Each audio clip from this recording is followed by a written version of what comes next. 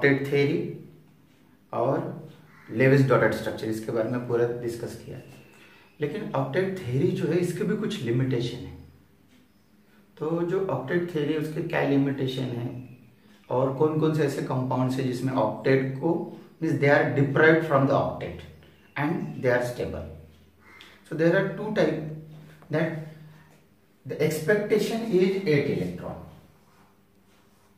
Expectation is 8 electrons, means expectation is 4 bond,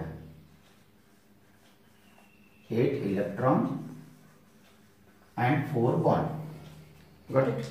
8 electron होने चाहिए और 4 बॉन्ड होने चाहिए। ये हमारा ऑक्टेट रूल, ऑक्टेट थ्योरी का एक्सप्लेनेशन। किसी भी कंपाउंड में अगर 4 बॉन्ड है यानी 8 इलेक्ट्रॉन है उसके सराउंडिंग में, बाहर के शेल में एटलीस्ट 8 इलेक्ट्रॉन, तो वो स्टेबल है। लेकिन ऐसा देखा गया देयर आर सम एक्सेप्शंस, जैसे LiCl, BeCl2, BF3, BCl3, these are the compounds which are stable। ये स्टेबल है। इनका अगर फार्मूला बनाएंगे लेविस डॉटेड स्ट्रक्चर तो यहाँ पर ऐसे LiCl ऐसे बनेगा। ये जैसे इसका स्ट्रक्चर बनाएंगे तो Be, यहाँ पर Cl, यहाँ Cl स्ट्रक्चर बनेगा। BF3 का स्ट्रक्चर बनाएंगे तो B डॉट स्ट्रक्चर बना रहे हम, ऐसे बनेगा। BCl3 का भी as it is. It means that there is only we know 2 electron से 1 बॉन्ड बने, 2 इलेक्ट्रॉन की दोनों बातें डिस्कस कर रहे हैं साथ साथ। जैसे 6 इलेक्ट्रॉन है यहाँ पर, चाहिए 8, 4 बॉन्ड चाहिए, इसमें 3 ही बॉन्ड। दो this compounds does not satisfy the octet rule, but these are stable compounds. These are really stable. We are not synthesizing it, हम बना नहीं रहे। कभी कभी बच्चे पूछते हैं ना सर उसको कैसे बनाएंगे, उसको बनाने की जरूरत नहीं, ऑलरेडी है वो स्टेबल है वो, तो बनाने वालों ने तो ऑक्टेट रूल बनाया कि उन्होंने अपना फार्मूला, अपनी थ्योरी बताई अपने को, ऐसा ऐसा होता है इसलिए ऐसा होता है, लेकिन रियलिटी में तो ये है ना। So these are the compounds which having less number of electrons and less number of bond। अब दूसरे भी एग्जांपल देखो, जैसे कुछ एग्जांपल ऐसे भी है जैसा SF6 PCl5, SF6 PCl5, ये दोनों एग्जांपल्स ऐसे। इसमें अगर इसका स्ट्रक्चर ड्रॉ करते हैं SF6 का तो देखिए SF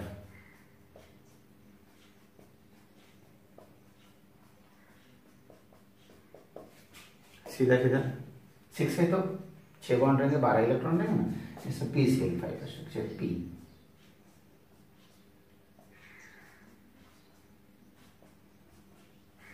PCl5। So what is there, यहां पर क्या हो, एक सेंटर में एटम, इसके सराउंडिंग में 5 बॉन्ड, 10 इलेक्ट्रॉन हो गए, यहाँ 12 इलेक्ट्रॉन हो गए। यहाँ कम थे ऑक्टेट थ्योरी के कैलकुलेशन से, लेकिन यहाँ पर ज्यादा है, more. So the number of bonds and number of electrons as per their expectation, these are also the stable compound, these are also the stable compound। So all the compounds are stable and their structure cannot be explained by, this is the limitation, कि उनके structure को octet rule explain नहीं कर पाया, एक limitation है। और इसमें ज्यादा बॉन्ड है, इसमें कम बॉन्ड है। अब इस बात को समझाने के लिए इनके एग्जाम्पल्स के नाम दिए गए। अभी कैसे है ना, इसमें कम है ना, इसलिए इन एग्जाम्पल्स को बोलते हैं these are the examples of incomplete octet. इसको क्या बोलते हैं, एग्जाम्पल ऑफ इनकम्प्लीट ऑक्टेट। और इनको क्या बोलते हैं, these are the example of expanded octet. ऐसा है, these are the having less number of electron, so these are incomplete octet example of and these are having more number of electron, are the expanded octet. But both are the exception from octet theory. Next one is formal charge. So what is the formal charge? This topic, formal charge. We find there are several type of compounds like this is O3, ozone. हमारे को लगता है कि ये stable compound है, और हालांकि stable compound है लेकिन ऑक्सीजन तीन तीन है. जैसे एग्जांपल लेते जैसा NO3, CO2, इसके ऊपर जो चार्जेस होते हैं ना, NO3 के ऊपर -1 चार्ज, इसके ऊपर -2 चार्ज, SO4 है, SO4 के ऊपर -2 चार्ज. तो कौन से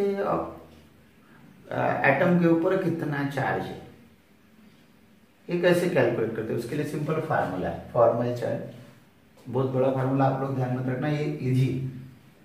सो to calculate the formal charge on every atom we need to know the valence electron. उस एटम में वैलेंस इलेक्ट्रॉन कितने हैं वो अपने को मालूम होना चाहिए. उसके बाद उसका स्ट्रक्चर पता होना चाहिए अपने, और नॉन बॉन्डिंग इलेक्ट्रॉन्स कितने हैं और बॉन्डिंग इलेक्ट्रॉन्स कितने हैं. Non bonding electrons means delocalise electron, खाली पीले जो है वो नॉन बॉन्डिंग इलेक्ट्रॉन, जो खाली इलेक्ट्रॉन्स हैं उस एटम के ऊपर.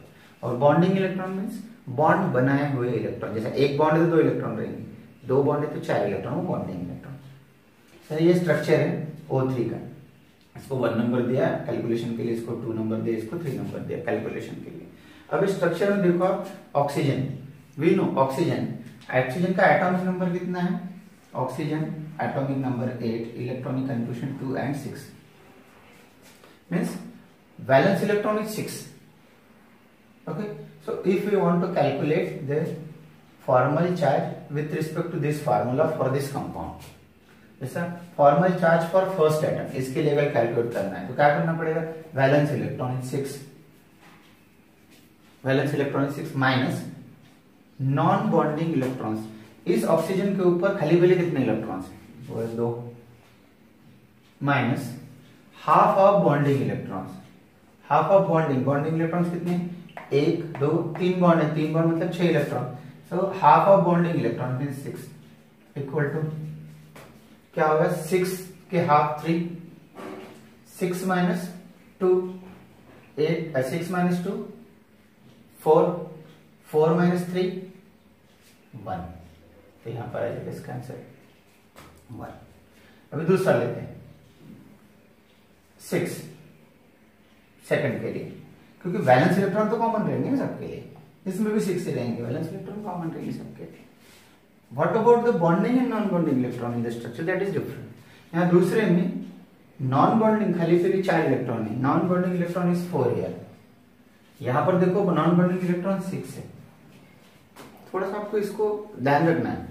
देखो यहाँ नॉन बॉन्डिंग इलेक्ट्रॉन 2 थे तो बॉन्डिंग इलेक्ट्रॉन 6 थे, 6 और 2 होते 8, और टोटल नंबर ऑफ इलेक्ट्रॉन 8 है. और ऑक्टेट रूल हमने पढ़ा, ऑक्टेट अगर कंप्लीट होगा तभी तो वो स्टेबल होगा. तो ये ध्यान रखना. अगर यहाँ 2 है तो यहाँ 6 है, और यहाँ 4 है तो ये नेचुरली 4 होंगे. देखो है कि नहीं है?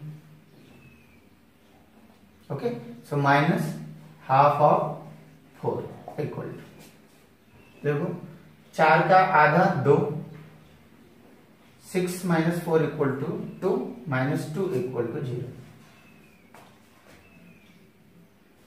In case of third formal charge, this valence electron, it's a minus 6.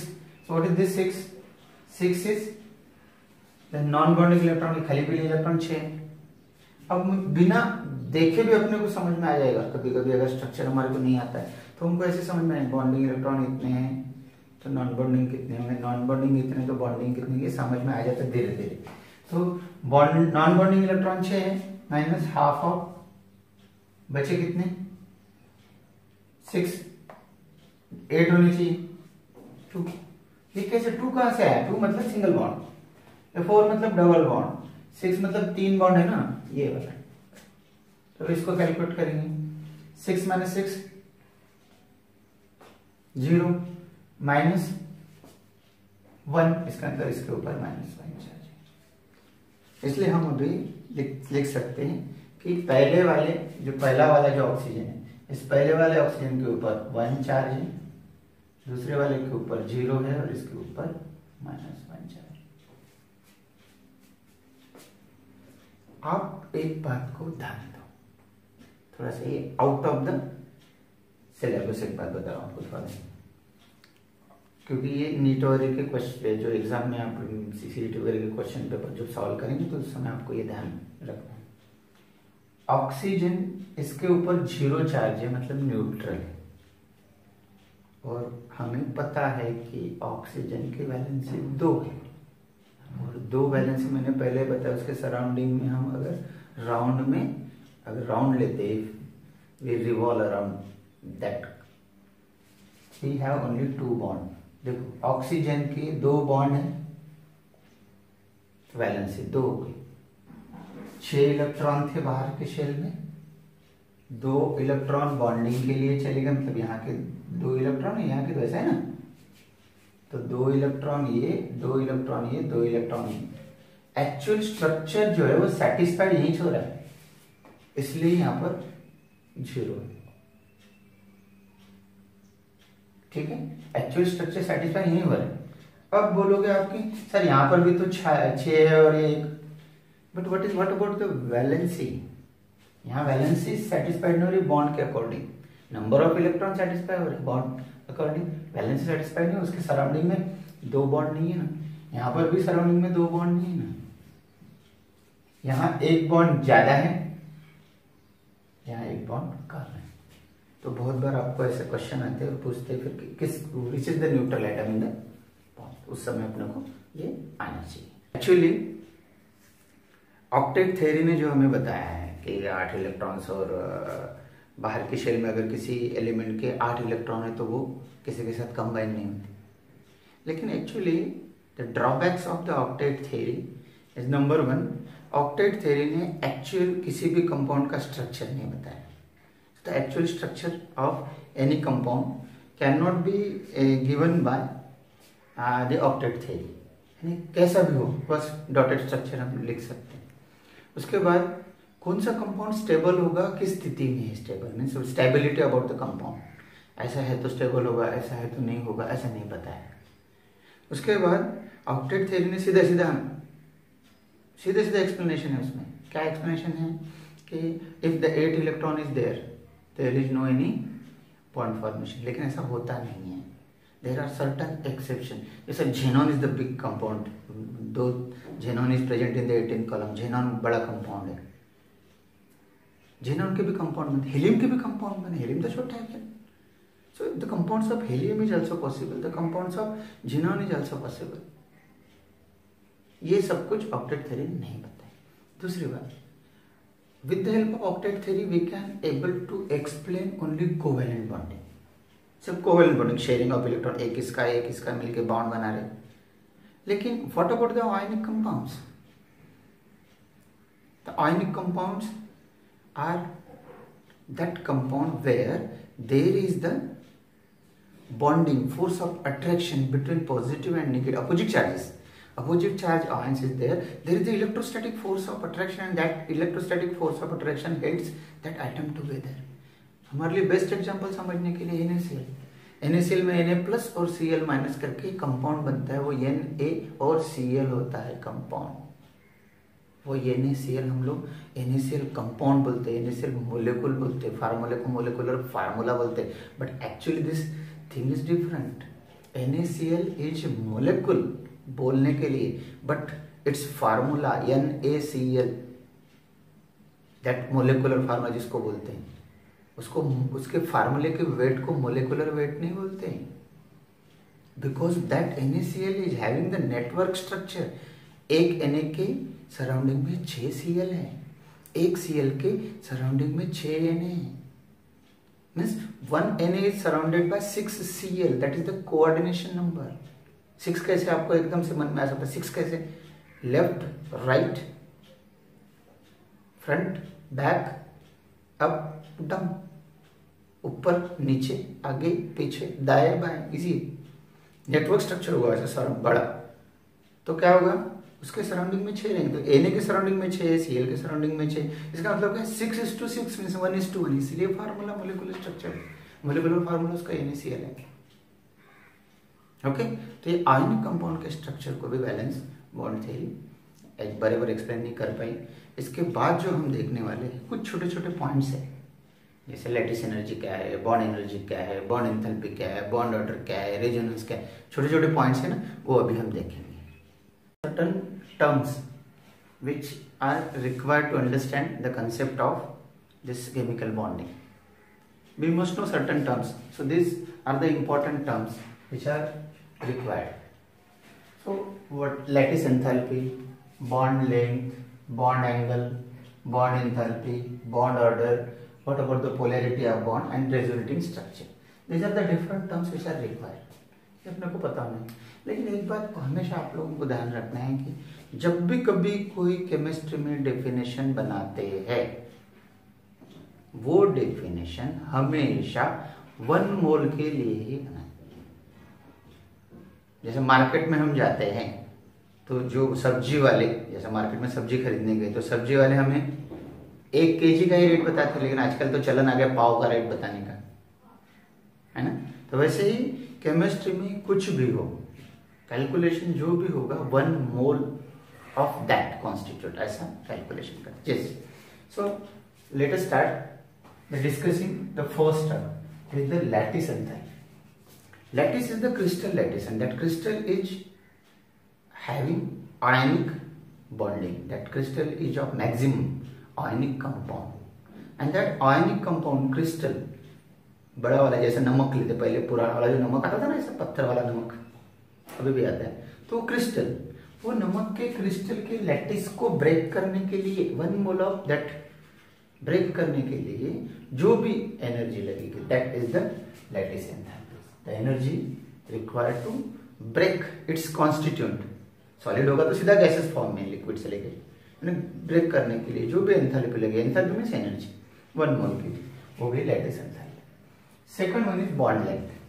अब बॉन्ड लेंथ के बारे में हम क्या करते हैं, बहुत ज्यादा सोचते हैं। बॉन्ड लेंथ, जैसे एक एटम ये है, दूसरा एटम है, जब मान लो ये हाइड्रोजन है और ये क्लोरीन है, दोनों के बीच में बॉन्डिंग हो गई, एक इलेक्ट्रॉन इसका एक इलेक्ट्रॉन इसका, ये बॉन्डिंग हो गई तो covalent bonding, sharing of electrons.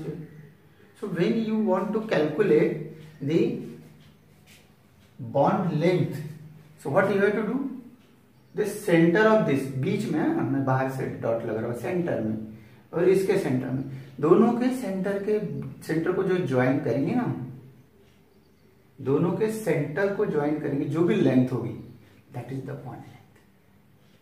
दोनों के सेंटर को ज्वाइन करके जो लेंथ होगी वो हो गई बॉन्ड लेंथ। यहां पे हम ऐसे कर सकते, देखो ये हो गया एक एटम, ये हो गया दूसरा एटम, तो ये दोनों के सेंटर को, ये सेंटर को ज्वाइन करके जो लेंथ बनेगी that is the bond length. बहुत इजी है, बहुत ज्यादा टेंशन लेने का, छोटे छोटे हम इसको बहुत ज्यादा लिखते हैं, बुक में भी बहुत ज्यादा दिया होता है, कंसेप्ट हमारे क्लियर होना ज्यादा जरूरी। Then bond angle. Bond angle क्या होता है, डायटोमिक मॉलिक्यूल में तो बॉन्ड एंगल की आवश्यकता नहीं है, एक ट्राइएटोमिक मॉलिक्यूल है, अगर 3 है तो क्या होगा, नेचुरल जैसे H2O का एग्जांपल लेते हैं तो क्या होगा, एक ऑक्सीजन ऐसा है, एक हाइड्रोजन ऐसा है, एक हाइड्रोजन ऐसा है, 3 है तो बॉन्ड एंगल की बात है, 3 या 3 से ज्यादा है तो बॉन्ड एंगल की बात आती है। जब बॉन्ड एंगल डिस्कस करेंगे तो what we have to remember, एक सेंटर में होगा, जो सेंटर में होगा उसके बारे में सोचो। अब इस स्ट्रक्चर को मेरे इससे मैं कैसे ड्रॉ करता हूं, इसको ऐसे ड्रॉ करता हूं, ये होगा सेंटर में, तो बॉन्ड एंगल कहां देखेंगे हम, you have to see bond angle here, यहां बॉन्ड एंगल, ये हो गया bond angle, means angle between this 2 atoms and one is considered at the center। जैसे NH3, जैसे NH3 का स्ट्रक्चर बनाते हैं, जैसे नाइट्रोजन, ये ऐसे 3 है, हाइड्रोजन हाइड्रोजन हाइड्रोजन, तो यहाँ बॉन्ड एंगल कहाँ देखेंगे हम, ये यहाँ देखेंगे बॉन्ड एंगल, बात समझ में, यहाँ देखेंगे बॉन्ड। और भी हम बॉन्ड एंगल देखने के लिए ये ऐसे भी कर सकते हैं, जैसे देखो ये नाइट्रोजन का स्ट्रक्चर है ना, ये अपना अमोनिया का स्ट्रक्चर है। ये अमोनिया के स्ट्रक्चर में ये ऊपर में यहाँ 2 इलेक्ट्रॉन के पेयर है अमोनिया में, ऐसे ऊपर ऐसे 2 इलेक्ट्रॉन के पेयर है यहाँ और 3 बॉन्ड। तो ये वाला जो बॉन्ड है वो एंगल, ये एंगल की बात कर रहे हैं, ये एंगल की बात। इधर तो कोई इश्यू ही नहीं ना, एंगल ये वाला ऐसे। तो ये थोड़ा सा कंसेप्ट ना आप लोग थोड़ा सा ध्यान रखें, बहुत मजा आता है इसमें। Then next one is the bond enthalpy. Enthalpy means energy, bond है एनर्जी। कैसे? बॉन्ड तोड़ने के लिए, बॉन्ड ब्रेक करने के लिए, कोई भी कंपाउंड हो उसका 1 मोल लेके उसके बॉन्ड ब्रेक करने के लिए लगने वाली एनर्जी। एक और अल्टरनेटिव कंसेप्ट भी बॉन्ड फॉर्मेशन एनर्जी, उतने ही 1 मोल बनाने के लिए जो एनर्जी लगती है उसको भी बॉन्ड एंथैल्पी ही बोलते हैं। So bond enthalpy is again bond बनाने के लिए या बॉन्ड ब्रेक करने के लिए लगने वाले। आप पढ़ लोगे समझ में आ जाएगा, कंसेप्ट एक बार बिल्ड हो जाएगा। Bond order, bond order, order मतलब नंबर ऑफ बॉन्ड। जैसा अगर सिंगल है ऐसा तो बॉन्ड ऑर्डर 1 हो गया, अगर डबल है तो बॉन्ड ऑर्डर 2 हो गया, अगर 3 है तो बॉन्ड ऑर्डर 3 हो गए। सिंगल बॉन्ड में बॉन्ड ऑर्डर 1, डबल बॉन्ड में बॉन्ड ऑर्डर 2, ट्रिपल बॉन्ड में bond order 3 means simple definition, it is the number of bond present in between the 2 atoms. कुछ नहीं, 2 एटम के बीच में कितने बॉन्ड्स हैं। जैसा एग्जांपल के लिए यहाँ पर लेते हैं, जैसा फ्लोरीन फ्लोरीन है, इसके बीच में 1 बॉन्ड है, ऑक्सीजन ऑक्सीजन में डबल बॉन्ड है, और नाइट्रोजन है, नाइट्रोजन नाइट्रोजन में ट्रिपल बॉन्ड है। यहाँ बॉन्ड ऑर्डर 1 आएगा, यहाँ 2 आएंगे, यहाँ 3 आएंगे, नथिंग है, कुछ खास नहीं, बहुत ज्यादा टेंशन नहीं कर सकते। Then polarity of bond, this word, this polarity. So as we know, if you take example, अगर किसी का भी हम एग्जांपल लेते हैं जैसा HCl, थोड़ा सा ध्यान दो इसकी तरफ। HCl, we know H is electropositive and Cl is electronegative. It means that the electron pair which is present in between H and Cl, ये जो इलेक्ट्रॉन की पेयर है, भले ही इलेक्ट्रॉन एक हाइड्रोजन का है और एक क्लोरीन का, इसके पास ऑलरेडी है ना, ये तो 6 है, बोलो 7 थे, 7 में से 1 इलेक्ट्रॉन इधर, शेयरिंग ऑफ इलेक्ट्रॉन पेयर। तो ये शेयरिंग होने से क्या होगा, ये शेयरिंग हो गई, ऐसे बॉन्ड बन गया, कोवैलेंट बॉन्डिंग हो गई। बट कोवैलेंट बॉन्डिंग तो हो गई, लेकिन क्लोरीन तो इलेक्ट्रोनेगेटिव, उसके कैरेक्टर है ना इनबिल्ट, हाइड्रोजन इलेक्ट्रोपॉजिटिव है, उसके कैरेक्टर इनबिल्ट। तो ये जो तो bond pair of electron, chlorine बड़ा भी है, हाइड्रोजन छोटा भी है, तो क्या होगा, बॉन्ड पेयर को ये क्लोरीन अपने तरफ खींच के रखता है। Bond pair get attracted towards more electronegative atom, it gets shifted towards more electronegative atom. In every ionic bonding or every bond where there is one atom is electropositive and one electronegative, the 2 poles are developing there. 2 poles बनते हैं, इसका मतलब यहाँ पर negative पोल बना और ये positive पोल बना। तो ये जो पॉजिटिव निगेटिव पोल बने, इससे पोलैरिटी डेवलप हुई, so that is the polarity of bond. अब ये पोलैरिटी ऑफ बॉन्ड जो है, इसको कैलकुलेट करने के लिए डायपोल मोमेंट, ये वर्ड है, इसको बोलते हैं डायपोल। डायपोल मतलब 2 पोल्स, डाई मतलब 2, डायपोल मोमेंट। और ये डायपोल मोमेंट को म्यू लिखते हैं। So this mu can be calculated as Q into means charge, Q into distance of separation, कितने दूर है वो separation, Q is the charge, charge into distance of separation. तो mu is the dipole moment that can be calculated as charge into distance of separation, and this value of the mu dipole moment that can be written in the form of D, this is unit, and this D, या आप text book में देखेंगे इसकी value दी हुई है 1D is equal to 3.33 into 10⁻⁻30 kilometre. Text book में दे, उसको ये ज्यादा ये करने की आवश्यकता है, सिंपल ध्यान रखना है। 3.33 इंटू 10⁻⁻30 किलोमीटर, ये ध्यान। Then next one is the resonating structure. This term again, resonating structure. देखो हम लोग पिक्चर में बहुत बार देखते हैं ना, कभी डबल रोल आ जाता है, हीरो का डबल रोल आ जाता है, या डबल रोल रहता है, पहले ऐसा फिर वैसा। आप लोगों को मेरे से ज्यादा पता है। तो कभी कभी जो स्ट्रक्चर बनाते हैं किसी भी कंपाउंड के, वो एक सिंगल स्ट्रक्चर से उस कंपाउंड की सारी प्रॉपर्टीज को एक्सप्लेन नहीं कर सकते। Means single structure does not contribute the actual property of molecule. In that case we have to draw the another more structures, कुछ और स्ट्रक्चर बनाने पड़ते हैं। तो जो अलग अलग स्ट्रक्चर जो बनाते हैं, अलग अलग स्ट्रक्चर जो बनते हैं, that different structures is known as resonance structure of that compound. और जो रेजोनेंस स्ट्रक्चर अलग अलग बने हुए हैं, वो एक दूसरे के रेजोनेटिंग स्ट्रक्चर, जैसा अपन बेंजीन के लिए लेकर लेते हैं, तो ये जो बेंजीन का स्ट्रक्चर है, देखो बेंजीन का स्ट्रक्चर हम ऐसे भी लिख सकते हैं, ऐसे भी लिख सकते हैं, ऐसे भी, लेकिन कैसे देखते हैं इसमें, बेंजीन का स्ट्रक्चर ऐसे भी लिख सकते हैं, हमको पता है बॉन्डिंग अल्टरनेट बॉन्ड है, तो ये भी स्ट्रक्चर लिख सकते हैं। ऐसे क्या डिफरेंस हो गया, ये बॉन्ड इधर था, ये इधर है, so both structures are the resonating structure, इसको ऐसे लिखते हैं। ऐसा भी स्ट्रक्चर लिख सकते हैं, ऐसा भी लिख सकते हैं।